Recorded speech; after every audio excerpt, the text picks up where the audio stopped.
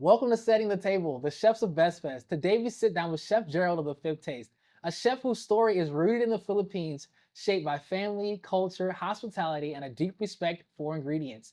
From humble beginnings and early memories of food at the family table to building a culinary voice centered on umami, care, and connection, this conversation goes beyond the plate. All right, Chef. Well, officially, welcome to Best Fest, my friend, man. Thank you for sitting down with me today. Thank you for having me here. Yeah, no doubt. So, for the people that don't know you, as they already should, tell them who you are, your business, and where you're from. Sure, I'm Gerald Dimabuyu. I own the Fifth Taste by Chef Gerald, and I was born and raised in the Philippines. That's where I grew up. And back in the Philippines is like I hope you guys familiar with that small country. This archipelago country is a very happy people. Yeah. Very happy people. I love that. Very happy people, my friend, Hey, great food. Makes and you happy. hospitable people. Trust me. No doubt, no doubt. So, what was it like growing up there, man, in the Philippines? You know, what obviously the Philippines is bursting with culture and extreme flavors and we're gonna talk about the Fifth Taste because umami is my jam, but we're gonna dive more into that later. But tell me, bro, what was it like growing up there? Remember, you're talking to me too. Yeah. Okay? Yeah, so growing up in the Philippines, it's a very simple life. Yeah. Like, you can grow up your produce in your backyard. That's how simple it is. Yeah. And growing back there, and life is very, how do you call it? It's not too extravagant. It's pretty much like go easy life. Yeah. Like very go easy life. And it's hot, telling you. It's rainy. It's hot today, and then after like a couple of hours, it's gonna rain. Yeah. Because it's surrounded by the islands. The thing, and it's not so much complicated. It's very accessible with everything. Yeah. We have a big malls and like you said, food cultures. Yeah. We have a lot of that. So much, bro. I would just for the first time was introduced to what you would call traditional Filipino food or even Asian culture food. I've been living in Omaha my entire life, 35 years, and I didn't enjoy Asian food because like the peanut butter chickens and the fried rice was probably the only thing that I can get down with. Yeah. And I went to Chicago and I went to Chinatown. Okay. And I had what the food was supposed to be, bro. And I was on Google and on ChatGPT, what is this? What am I eating? And why is everybody saying this is what Chinese food is and what I grew up with was nothing like it? Yeah. And one of the main things that they had said is traditional this style food, this culture's food is fermented. It's aged. Yeah. It's what's the pickled cabbage? Kimchi. Kimchi. Yes. And those are all flavors that I wasn't traditionally introduced to. Yep. But what I love. Yes. And I know all those play into the Fifth Taste. Yes, it is. So when I created the Fifth Taste, brother, I want to introduce a lot of flavors in town. I know you told me you're growing up in Omaha, you're not familiar so much with this kind of ingredients.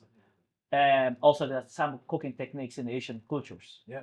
Like I said, in our Asian countries, we grew up our produce pretty much in the backyard. So because of the weather, it's sunny and it's hot. So fermented and then pickling is one of the good source too to make the foods long last. Yeah. And treating ingredients right, then you have got the right ingredients in the products. Yeah, that is one of the main things that every single chef that I've ever spoken with is knowing how to treat the ingredients right, respecting the food from where it came from, and knowing how to handle it. Seriously. So, on a hot summer night in the Philippines when you were little, what does a plate of food look like? And what does a plate of food look like? And who in your family is the one cooking? So in the Philippines, it's like you will see at nighttime. There's a lot of street vendors. Okay. If you see the street vendors, they grilling, skewering meats, and people like I said, a laid back. Like you will see them in the one store, they drinking beer. Yeah. And happy. So happy. That's the main thing, and they're happy drinking beer. Yeah, happy drinking beer, and like I said, it's not so much complicated. And growing up, seeing my family are making some feast. They call it fiesta. I know also the Spanish cultures, and I think fiesta is a gathering. Yeah. Right? So growing up, I see my aunts, my whole family are preparing those dishes. And I kind of introduce me like what kind of food is that? I was not picky because I was grew up with my grandparents. Grandparents are so strict. Yeah. They're farmers. They don't play that. Oh man, They they don't play with that. don't Trust play me. that, yo. So we do a farmer. So we grew up our own produce. So it means I was at young age I was introduced with those ingredients. Yeah. How they treat it right and how it is. So going back to the fiestas, it's like you prepare a lot of dish from the proteins that you are serving it, for the produce that you are growing it. Yeah. And then cooked it up and invite all the visitors that you have. It's like a mini reunion back home. Yeah. I love that, man. So have you seen the movie Ratatouille? Yeah, I was there to it. Do you remember the dish that he made? Ratatouille for the food critic, right? And the food critic ate it and it brought him back to being a kid. Yep. What is that dish for you? Or is there one? So sisig is one of my favorite Filipino dish. So every time I eat sisig, it reminds me back home. Tell me what sisig is. Sisig, the original sisig. It's a pig head. I know it sounds something. It's a pig head, Yeah. like chicken liver or anything like left over with different kinds of the pork. So you just grill it, chop it up, put some onion. Yeah. You know, like lemon juice. We call it calamansi back home. Yep. And some salt and pepper and chili. And That's how simple it is. And you know what? It's crazy. I think it was probably 2020. I was seeing a lot of videos online of like kids in the Asian culture cutting up this food, pig hair or whatever it was, putting it in this big wok with some oil, with some chiles, some onions, and like cilantro, and just tossing it together. And they'd put it with rice, and there'd be wild chickens running around, and they would eat this, and it looked so fire. It is. I got goosebumps thinking about it right now. I'm keeping this so real with you. No, seriously, man. Like I said, it's like simple ingredients make you turn it to a very extravagant, a very elegant dish. Yeah. Like I said, treat your ingredients right, it will treat you good when you presented it. So every time in my food truck, if I made a dish, like for example, I have the Korean pork belly per se. Okay. Don't do that to me right now. You don't guys. That Korean pork belly, it's of course that's why Korea. So all the ingredients I imported from Korea. Yeah. So when I prepare it, I make it like at least like Korean way traditions. So when I remember there's a couple of Korean in the food truck, like the clients, they try it and they said like, man, it reminds me back home how we prepare the food. That's how I wanted to show it. Yeah. You know, it's like it's traditional at the same time you respect the culture where you originated this. Yeah. Like Filipinos, if I like pork adobo, it reminds me back home if I eat the adobo here. And I tell people all the time, like as a chef, if I don't know how to properly prepare a dish, I won't present it to anybody, especially anybody from their culture. Because I'm like, in my opinion, you almost showing disrespect. You know, like you're calling yourself a chef, and then you go and prepare a food that I grew up with, that I know. That's just not how you make it. And that's not how you make it. And they looking at you like, what are you doing, bro? You could have just made me something else, you know? So who was the one doing the cooking in your house growing up? Oh, my dad. Okay. My dad is the one pretty much doing a lot. And also like I said, my aunts, my whole family. Because we eat a lot in the family, in the table. Like we have a long table, we eat everyone. So I see them, how they cook the food. And that's growing up. I got inspired on like, hey, I'm probably gonna make my own time. Give me an age that you were inspired when you were like, this could become something. Yeah. So in third grade, it's a home economics class, and they told me to cook something. So I see my aunts making spaghetti sauce. Yeah. And I'm watching it, how they made the, how they made the bolognese. Yeah. And all that stuff. And in school, I did it, and all my teachers loved it. Yeah. And so was all the rest of it, because like home ec for me in school, we were making like in third grade cinnamon sugar toast. So was everybody in like? No, I think I'm the only one pretty much in there, because I think some of them they did some kilt or some some sewing thing. Okay. But I don't know why I choose cooking. So while you were in third grade, man, is there like, I mean, how old are you now? I'm 35. 25. 35. So 25, 35, right? Yeah, I'm 35. So from third grade to being 25 years old, is there a dish that reminds you outside of the bolognese of being a kid? Oh, man. I grew up in the farm and with my grandparents, and we grew up like a lot of vegetables at all. And I remember that we have a fish pond, like a Yule, like a fishers and everything. Yeah. So by that time, I kind of like remind me that cooking for me that time is not for me. Yeah. For me before. I was a kid. Like what you were gonna do when you were a kid? Yeah. Doing a lot of things that parents doesn't like it. Yeah. You know. Yeah. So yeah, going back there is very simple things. Like your ambition is to finish your college degree. Yeah. No matter what. Yep. It's very tough. Asian parents are very tough. Mm-hmm. I said, what I'm a gentleman that because I've never really sat down with somebody from Asian culture, and so what I know about it is just through the internet. And what is it? What do they call it when you're on punishment and they tell you to go and do something like for school? There's a certain word for it. I don't know where I grew up. They used to Like swap 24 hours of don't do nothing. It's like seriously, just stay in the house and everything. I remember when I have a punishment, it's like my grandpa used to swap me in the butt. Yeah. If you don't do this one, you make sure that you gotta get ready on that. Yeah. It's very tough. Yeah. Your grade's supposedly good one. Mm-hmm. You're not gonna get back subjects and everything. Yeah. Well, you talked a lot about your grandparents. Is there something that transpired with them that also pushed you towards being a chef? There's a dish, or was there a moment like? Is there something a memory or anything like that with them that? Yeah, I think that for you. I think growing up with them, it's a very, very, very good to me. It's like they're the one who show up first how to become humble, how to respect people. Yeah. You know. They're great at. Oh yeah, that's how it's very important, man, and lives like a very simple life. Yeah. Like that's why I learned how to do that. Until now, I'm bringing it up, being humble, being simple, being a good, respectful people. Yeah, and so all those things that your parents and your grandparents, instilled in you. You got to go to college, you got to get a degree. You have to. Yeah. So, you started out wanting to be in the healthcare. Yeah. What made? I mean, healthcare is an endless bowl of opportunity. What made you want to ditch that and be like, I'm gonna pick up the knives and go for my career as a chef? So, going back into when we have pandemics, right? Mm-hmm. And health, restaurant industry, hospitality industry, doesn't do any good that time. So I decided. My wife, she's a nurse, and I decided to go to the healthcare. Yeah. I told my wife, I'm like, why don't you become a CNA? Yeah. And help out in the long-term care because they need help right now. It's COVID. Yeah. So I went there.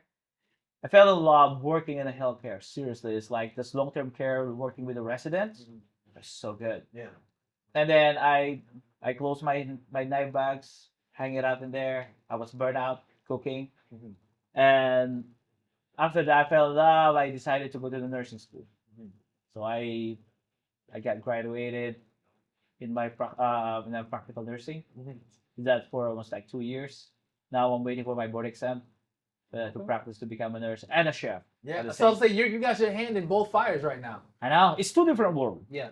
You know, being in the healthcare and being in a chef. Yeah. But it's two different worlds that, it's mental balance for you. Yeah. You're not doing when you're tired cooking today, just go to the other world. That's gotta refresh you. That is, I love that. I do the same thing. I DJ and then I'm a chef, and so that's what I'm saying. Yeah. You know what I mean, right? When you have sometimes we love what we're doing, and sometimes it's tiring. Yep. Sometimes you have to step back, get some fresh air, then go back again. Yeah. I mean, both careers involve you to be in front of people. Yes. But especially as a chef, you can take time in the kitchen just by yourself. Yes. And fulfill that moment of just like, I'm just working on something that I've never worked on before, and I want to take the time to understand it for myself. Yeah, it is. That's how you're gonna do it. It's like being in a healthcare too. It's also serving people. Yeah. You're serving people and giving your best. Same when you're cooking, you should be proud of what you're doing. Yeah. That's how it is. Yeah. Well, I think that is incredible, man. Off camera, we were talking about how you were in North Omaha serving, the community. Yeah. Where does that love come from? Because I mean, I know it's hard to explain. When you just care about the food that you cook, you want everybody to eat it. And it's like, if I don't have to put a price on it, I won't. Yeah. So where does that love come from? How does that passion develop? So growing up, we love to share our food. And I seen like I travel around the world with my previous job in a merchant vessel. I seen how people get hungry. Yeah. And Angry or hungry?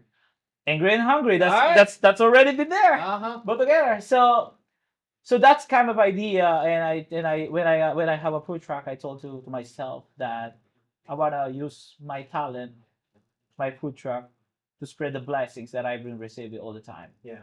So I contacted one of the lady who's having a foundations too. That she's involved, and then we went to North Omaha. It's right before Thanksgiving. We fed 150 people. Wow. If you're hungry, just come in the truck. No questions asked, with or without money. Yeah. Eat food. Yeah. So we end up with 150, and then it's just like couple of days ago. It's also a charity event. It's Birds and Beer. I don't know if you're familiar with that. Yeah, I've heard of it. Angel Among Us. Yep. It's they helping and supporting the pediatric cancer patients, families. So they were contacted me last fall if I want to participate in that event, charity event, and I say yes. Absolutely. I mean, it's the combination of both the worlds that you're in. You know, healthcare and food. Yeah, that's how you know I'm so proud of what I'm doing. At the same time, I love to share the food. Yeah. And I don't want to see people hungry. Yeah. Just come to my truck if you're hungry, and I'll feed you. Yeah. So when they show up at your truck, Yeah. not knowing what to anticipate, Yeah. and then they take that first bite into your food, what is the feeling you want them to walk away with? It's a nostalgic taste. Like you said, you're growing up. Like for example, if there's any Asian community come to my food truck and then they try this one, I want to make sure that it's like a ratatouille. They can close their eyes and they get the reminds back home. Yeah. Yeah. Like I want to serve the freshness, the real ingredients. Like I said, I always treat my ingredients right to have a good products. Yeah. Dude, I'm so glad that you agreed to do this because, like, Chef Gerald is actually the one chef that I have not had the chance to try his food, but I saw your passion through what you do just through social media, and that is an incredible talent. Like, I would, even down to how you were cutting and preparing like the green onions to garnish on your dishes. I'm like, most people just take a quick chop and sprinkle it on top, and I was like, there's a certain tool that he's using to do that too. And I mean, I would guess you probably like soak them in like some like ice water, right, to keep them crisp. Yep. So I'm like, I just knew. I was like, he's gotta be there. He's gotta be there, man. Yeah. So I have to when I was in the ship, like I said, I was in the ship. I did travel like around the world. I've been working there for 8 years. Yeah. Probably between 50, 70 countries already. Wow. Or 80 countries. I don't remember. I've been 7 continents at all. So I know the cultures on every culture pretty much in the continents. Yeah. And then when I worked in Austin, Texas, in the hotel, I thought when I was in the ship, I thought I know everything. Yeah. But when I work in Texas, I feels like, wow, I didn't know a lot. Yeah. So I was trained by the professionals and awarding chefs there, and training all the restaurant style, working in the expo station, being in a saute stations. You know how chaotic it is, right? Yes. Yes. And that hotel is not a small hotel. It's 1,072 rooms. Yep. And sometimes we are feeding like a one night service. We feed like 500 people. You know how it's crazy and how everything is so rushed. But it doesn't mean rush. You're serving that quality dish. Yeah. You have to serve the quality style. You know, people are wait for the quality. They will. And it's so amazing to say because like some people can't even fathom that. Like for most people, it's stressful cooking dinner for their family every night of the week, and then you take it and say, okay, I'm serving 500 people, bro. Like you have a stove with 6 burners. Yeah.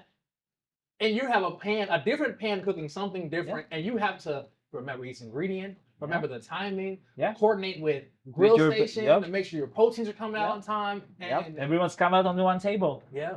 Yeah, I learned that one in Texas. It's really good exposure for me, especially working with those professional chefs that I've been working with them. Yeah. And then my knowledge in cooking is not only based on what I know in the ship. Yeah. So what kitchen would you say you grew the most in, that you experienced the most, and you were like, you took the most away from? So I think the kitchen in the ship, because I'm the one in charge of the whole feeding the cruise. And so were you working on a cruise ship? It's a merchant vessel. Okay. It's a different kind of vessels that we travel a lot and transport a lot of a lot of products and including some contracts with some private individuals. I don't know if I want to ask any more questions about that. What were you transporting? No, I'm just kidding. Don't answer. Seriously, man. Yeah. So it's so I shop around the world. Like the potatoes in this countries is different and that potatoes in other countries. Yeah. You know? So basically you're the head, you're in charge of making the menus, you do the groceries. Company will give you tons of money to spend. Yeah. Just to make sure the crews not get sick. Yeah. Yeah. And nourishments. Yeah. That's and how it's good. Yes, they gotta enjoy it, man. So, for Best Fest, this is a 4 to 5 course dinner. Yeah. How do you plan to convey your message of, I'm respecting the products. I want you to experience this in a certain manner on every single plate. Does that question make sense? Yeah. So in this Best Fest, when you reach me out and I said yes, I want to do it. I think that's a good chance for me to spread what could the Asian community could deliver on that Best Fest event. Like I want the people will know this food is treated in the right way based on the culture where it's originated. Yeah. That's I want to know. It's like for example, I make this dish. I want to make sure that if you travel in that country and then you have tried that dish, it reminds you that that dish is from there. Yeah. And it treated in the right and respectful way. Yeah. So, I mean, it's gonna be a beautiful event. Like you're gonna be able to have introduction to people from all over Omaha, all over the world, really. What is the message you want to convey through your food? I want to make sure that you guys gonna enjoy it, despite having be first time being in that kind of event and that kind of thing. I want to make sure that you guys are happy and satisfied and enjoy your food and enjoy your time. Yeah. And you're a hell of a personality. So on top of, I think that's the ultimate package. If you can take the love and respect that you have for the kitchen and pair it with personality, people are just going to love you. Like, in my opinion, I think people are going to watch this conversation between the two of us and be like, I just want to sit and talk with him because of how he talks about his food and his culture. Like, it's very, very inspiring. Yeah, man. Like I said, it's like being in the Asian community. We treated our culture with respect, especially with the food on the table. Yeah, yeah. You've done a great job of combining the two worlds of cooking and nursing. Why did you choose those two? Because I mean, they are both hospitality. Would you agree? Yeah. So why did you choose to combine those two? So combining those two, it's like, okay, I love making good food and healthy food.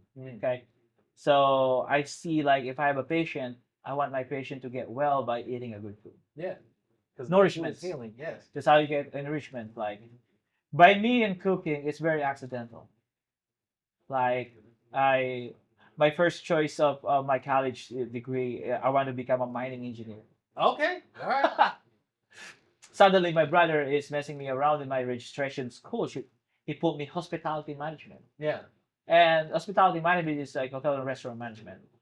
I said, yeah, okay, yeah, I'll do it. Yeah. I did it. And I can't believe you just rolled past your brother messing with your college registration and you were just like, okay, cool, whatever. Yeah. And it just turned into that. That's an insane story. Yeah. Man. So at that time I loved to cook and I seen the healthcare, it's so fulfilling job too. Can you imagine if you have a patient and make it feel better? Yeah. And then if you know how to cook, you make the food and give it to your patient, it's gonna get well. Yeah. Yeah. So there's quite a few people sick right now in my family. Okay. What's the dish that you would say is the most healing dish that you could prepare for them? Okay, if they're sick, get the right ingredients like a fresh one. And make some good proteins and good produce, mix it up together like a soup. Yeah. To make it feel better, to make their appetite. Give me a name of the soup. Okay, in our country they call it arroz caldo. Okay. Arroz means rice with chicken too. Yeah, arroz caldo. That's Hispanic though, isn't it? Yeah. Yeah. Okay. So you never know the Filipino culture. We colonized by the Spain for more than 300 years. So some of our dishes also have in common with the Spanish food. Yeah. So that arroz caldo is like you have a good aromatics like lemongrass, ginger, Yeah. garlic and onions, and rice, good source of carbohydrates and nutrients, and a proteins of chicken. Yeah. Those combinations, if you make it soup, Mm-hmm. there you go, my friend. Yeah. They're gonna have a good appetite, and they don't have to bite it. They just only sip it and then swallow it. That's how it is. Yeah. No, I agree with you. I mean, I think I would say, in my own opinion, pho is like one of my favorite dishes, and I include all those aromatics and toast them up real nice, so like the flavors really sing through the dish. You know. Yeah, that's how you make it, man. It's like a fresh ingredients make them feel better. Yeah. What we got here, chef? That's a lumpia. Wow, that is beautiful. So before I get into this, tell me what makes your lumpia better, different, just true to you, and what you believe food should be. It's a family recipe. Oh, okay. All right. That's all you had to say. It's a family recipe that like every region has their own versions. Mhm. Like our food, like your mom is way different, make some other moms do a different too. Mhm. So that ingredients just came from our family recipe. Okay. And all the aromatics was fresh. And this is arugula, right? Yeah, that's a regular. It's So just, grab the lumpia, wrap some. yeah, with greens and pickled red onions that I make it too. Oh, you made the pickled red onions? Oh, come on, man! Look at the knife skills. I don't know about that nice note. Well, That's good. you know, I tell people all the time, you know, when you're eating food like this and it comes, you know, with some fresh greens or anything like that, it's for you to eat with the food. It's not just a garnish, you know. It's not a garnish, just how you're gonna eat it. Should I go for the sauce first, or just Just go with the sauce first. Okay, all right. Yeah, that's a lumpia. Okay, here we go. Here we go.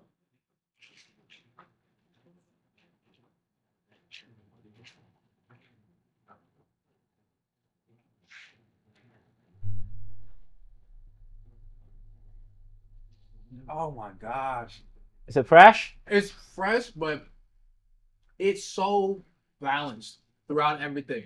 Because whereas this is a deep fried wrapper with chicken, like heavy, but like the pickled red onions lifts it. Yeah. The sauce, the acid in the sauce lifts it. The arugula lifts it, and then you're just like, Yeah. you're back to feeling like you're on your toes. You know, like you just want to, as I am, have some more. So, yeah, some of my customers in the food truck they find that lumpia is addictive, and I cannot blame them because it's really when it's hot and fresh.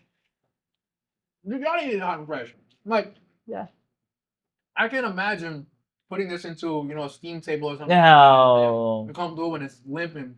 That is, no, I'm not gonna give that one to my customers. yeah. They always have fresh and hot every time they order in the truck. So you're gonna say it was the best fast? I feel like Yes. these have to be on.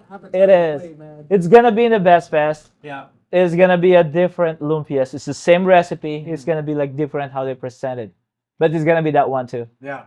Seriously. That was a bite. Like that is a bite that I've had lumpia before. Yeah. But this, and I feel like this is what you do with food. You make bites that people remember.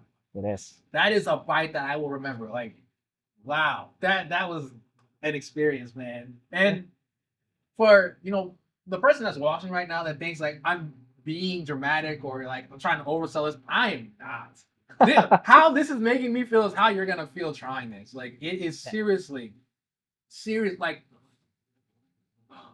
and I don't know if you've ever experienced, I know you have, but you know, a lot of people don't experience the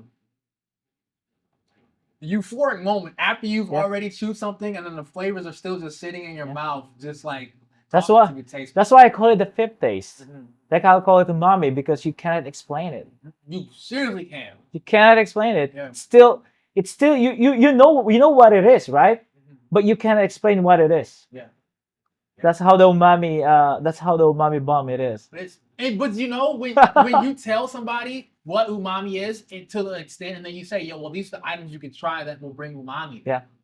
Shiitake mushrooms for me are probably one of the biggest ones. And I'm like, it's damn near a steak, bro. Like if you get a shiitake mushroom and eat it, it's all like if you close your eyes and didn't know you were eating a mushroom, it's damn near a piece of protein. It is. Yeah. But trust me, man, it's the ingredients. It's like a chemistry. Mhm.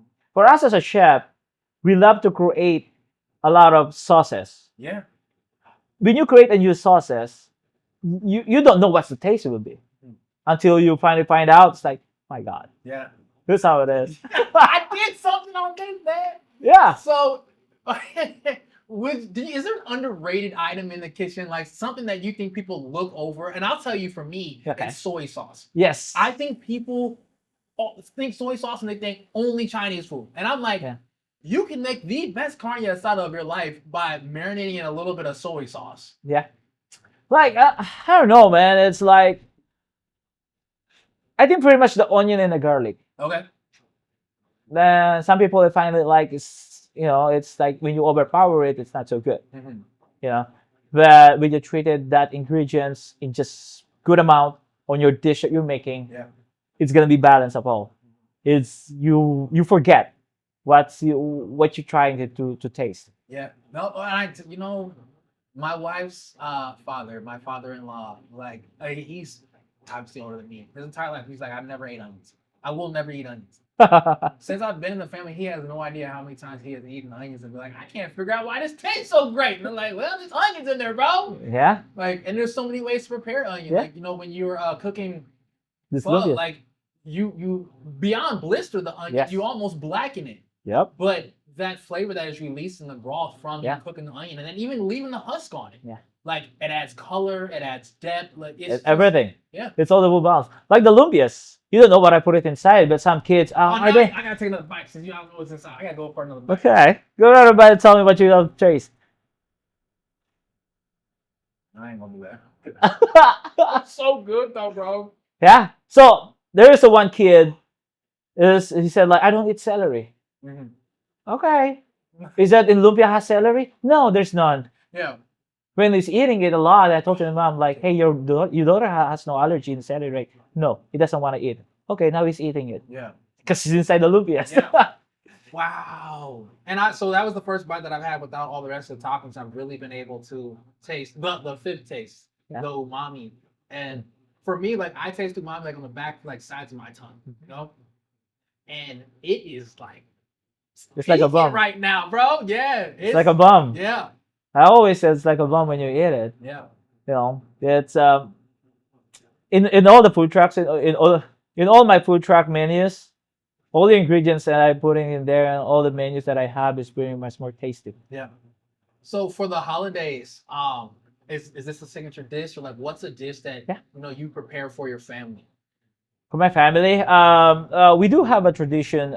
Like for example, Christmas, we make we love grilling on Christmas. Okay. So we marinated our meats and then grill it outside. That's pretty much tradition back home too. And there's a lot of dish. Yeah. A lot of cultures, countries influences Philippine cuisine. It's not only Filipino cuisines. It's like Chinese, Japanese, American foods. Back there in the Philippines is very, very unique and very elevated. Yeah. Ingredients. So what does your dinner spread look like on Christmas? Tell me, like, in America, traditional, you might do like a prime rib and a mashed potato. What in your home? In my home, I remember my mom is like 3 days before the Christmas, she marinated a lot of proteins. Yeah. Pork belly, like chickens and everything. And like I said, we love to grill it and while drinking. Yeah. We have like on our dessert, we do have rice cake, like rice, like a glutinous rice cooked in a different thing. Ube, we have ube. Yeah. We have a lot of ubes too. Yep. There's like we love sticky food, like sticky dessert, back when we have holidays. Yeah. Because it said when you have sticky, keep family together. There you go. That's what the traditions back home. I love that, man. I can't get over these. I'm trying not to eat them because I've got this microphone on and I know it's picking up me crunching while we're talking, but my lord, bro. Yeah, it is kind of like addicting, my friend. Chef, you killed that. Oh, thank you. Killed that. I'm so excited to see what you put on this place with Best Fest. I think if people are looking for an experience outside of what they're traditionally used to, then it'll be more than just I tried the food and it was good. It was like I tried the food and I walked away with an experience, and that's what we're really trying to curate with Best Fest. It is being able to create something people can feel when they walk away. That's true. The experience that they have never been had on that kind of event, and for me, giving the best ingredients with the best meals, that's make me more. That's my priority. Yeah, yeah. Well, Chef Gerald, Best Fest, June 20th. Yeah. He's gonna have 20 slots, and I'm telling you, they're going to fly off the shelves. Like, Don't miss it. His food, his life, his story is going to be on full display.